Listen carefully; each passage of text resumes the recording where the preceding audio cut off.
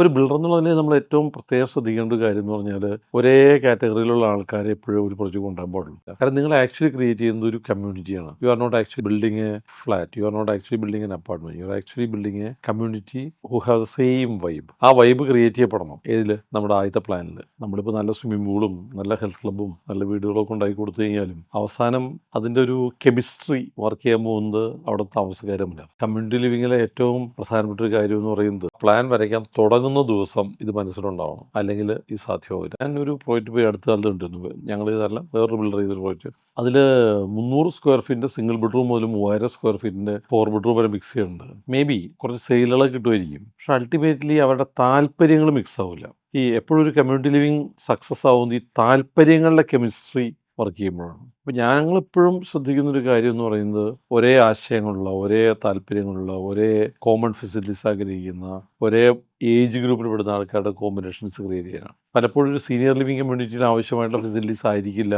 ഒരു young vibrant techno oriented കമ്മ്യൂണിറ്റിക്ക് ആവശ്യം. അപ്പോൾ നമ്മൾ ശ്രദ്ധിക്കേണ്ട ഒരേ ഒരു കാര്യം എന്ന് പറയുന്നത് അത്തരം കമ്മ്യൂണിറ്റികളെ ക്രിയേറ്റ് ചെയ്യുന്നതിനുള്ളൊരു ബാക്കപ്പ് വർക്ക് നമ്മൾ ചെയ്യണം.